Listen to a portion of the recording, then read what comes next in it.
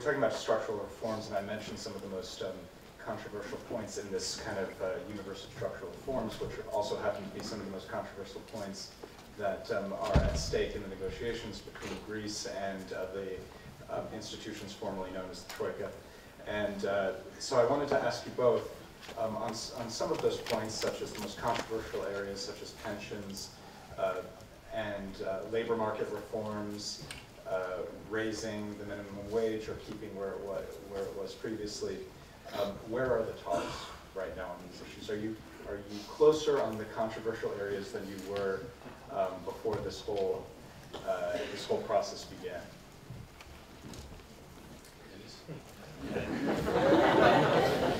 You couldn't resist, could you? I couldn't. Sorry. I'll be succinct. We are getting much, much closer, and I have no doubt that we shall converge in good time. Europe is particularly apt and adept at snatching a successful outcome after it has tried all other alternatives.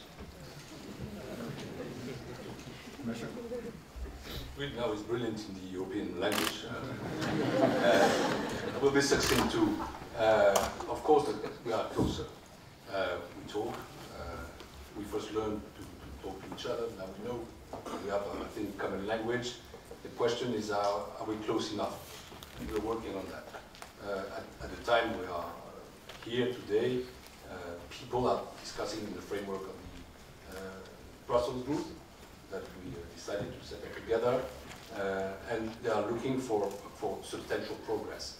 And we will be together, two of us, Yanis Varoufakis, with his colleagues, finance ministers, with the other members of the institutions, with the IMF, with the ECB, on Monday, under the chairmanship of Jeroen Dijsselbloem in the framework of the EU group. And I really hope and expect that there will be progress on which we can take stock for reaching further agreements. We're working on it. We're talking a lot about that. But not the first time we talk together today with Yanis Varoufakis. So we are really willing to move on the same direction. We want Greece in the Eurozone. We want to do what's necessary. The Greek government wants it. We also want it. Take the conclusion that you want. Thank you. I don't know if you... No, I'm sorry. Okay. Thanks very much, Commissioner. I appreciate your time.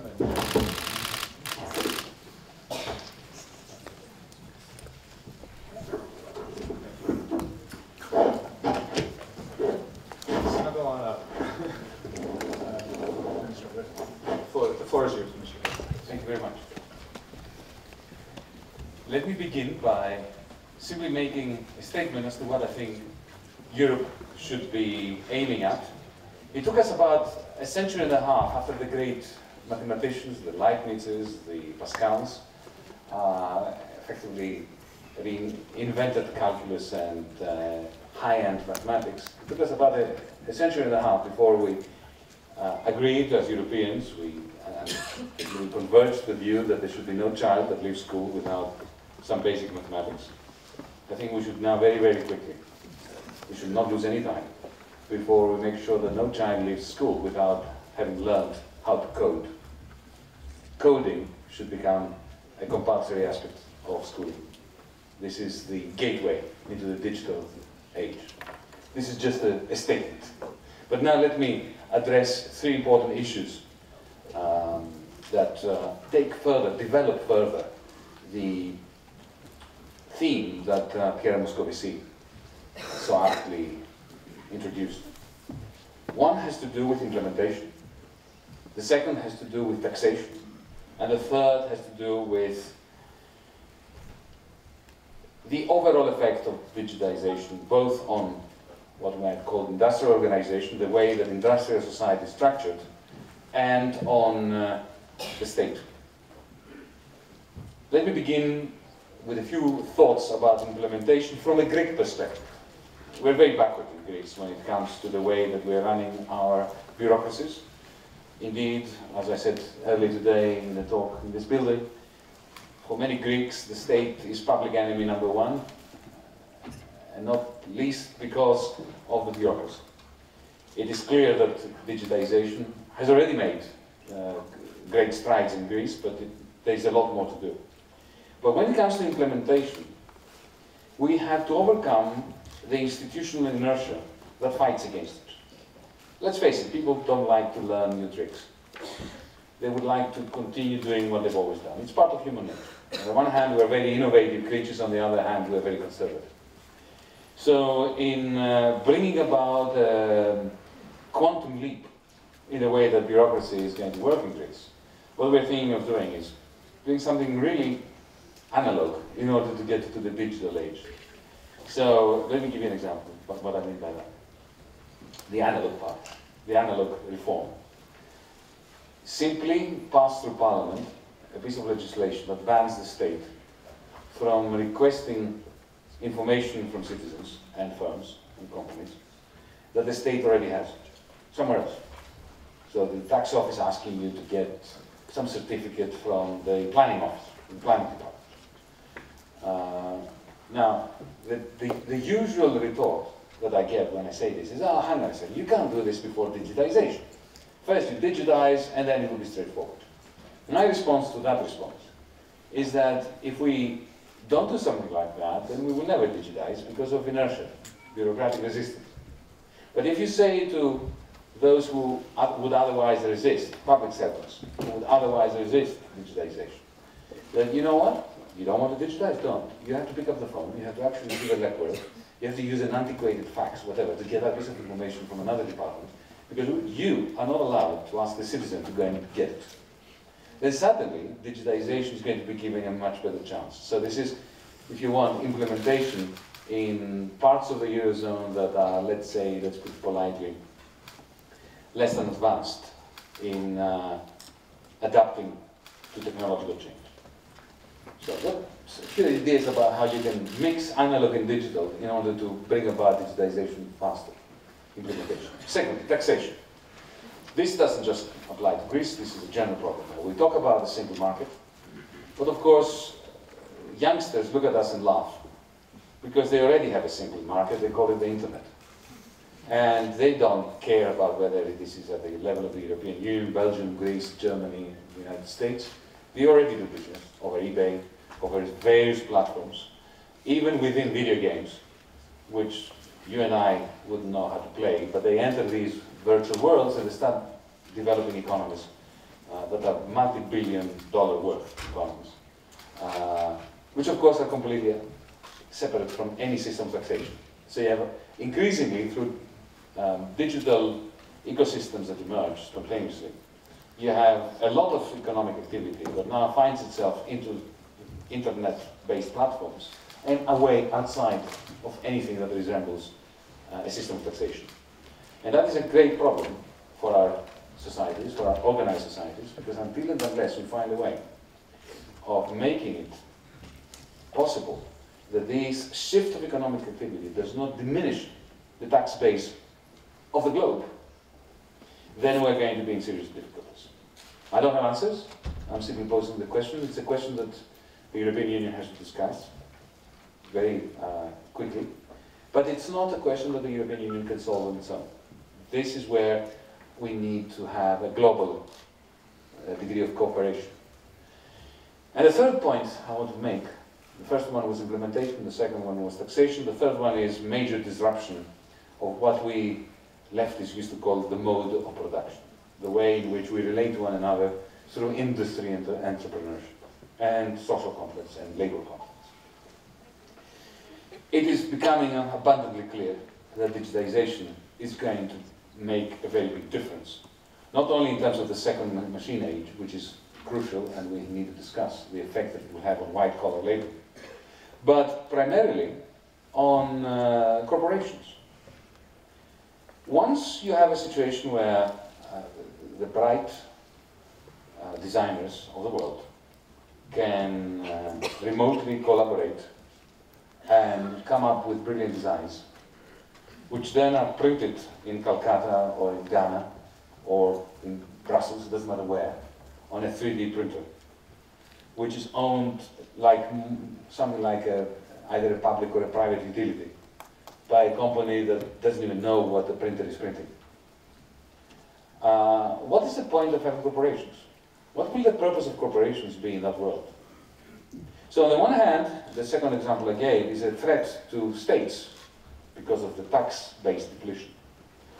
But the real technological revolution is going to seriously threaten the purpose of corporations. I'm sure there will be some purpose, but it won't be the one that we know currently, which is based on economies of scale, on not having just the capacity to attract the good designers, but making sure that the good designers have only the only chance of seeing their design manufactured is to go through the machinery, the economies of scale and economies of scope of a major corporation. So, and this is how I'm going to wrap up in order to open up the floor to interesting conversations. If we move in that direction, and you have a major technological digital challenge, both of the state and of the corporation, then we have to rethink the way we're organizing society. Add to this the second machine age threat of, for the first time, having a situation where technology is destroying more jobs than it's creating. I'm not saying this is going to happen, but it is a possibility which we need to consider. It will definitely create volatility when it comes to labor markets, investment, and so on. The macroeconomic impact of that will be significant. Society generally, the macroeconomy will become far more open to boost and sort of business cycles. And it is my hunch, I may be wrong, but it is my hunch that in that very advanced society, as long as property rights are concentrated, and they probably will be, in terms of the utilities that I described before, the 3D printers and so on and so forth, there will be a greater need for social security provisions by some kind of state or super-state entity than what we are planning for. So now we are in a neoliberal era where, as you said, labor protection rights are depleted, pension rights that we used to take for granted are depleted, and yet maybe technology is moving in a direction that will require more protection for those who are left, who fall off the bandwagon of digitization. These are just some thoughts that I meant as fuel for the discussion. Thank you very much. One of the problems with the negotiations is that while they are happening, we are almost frozen in time in terms of implementation of reforms, because we are under an obligation to agree the whole package of reforms before we implement any of them. This is very frustrating, as you can imagine. But let me just be very brief in answering your question. One of the things that we really need to do in Greece is help startups. And we need to do this by means of giving them a honeymoon period of no contributions to pension funds if they are cooperatives amongst young people, to give them infrastructural assistance and reduce tax rates until there is an income flow, an income stream.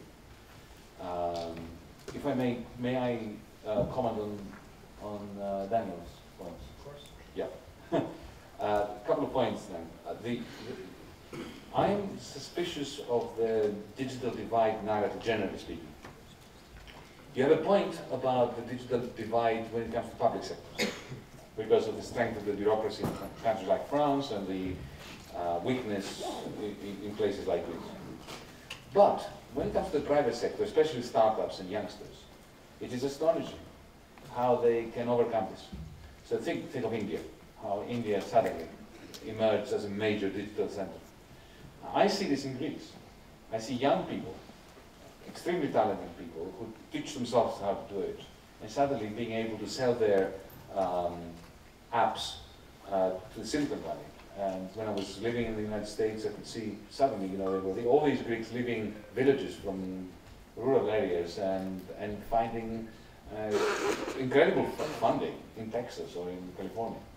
So that's one point. The other point concerns your diagnosis of a potential reason as to why export growth has been so low.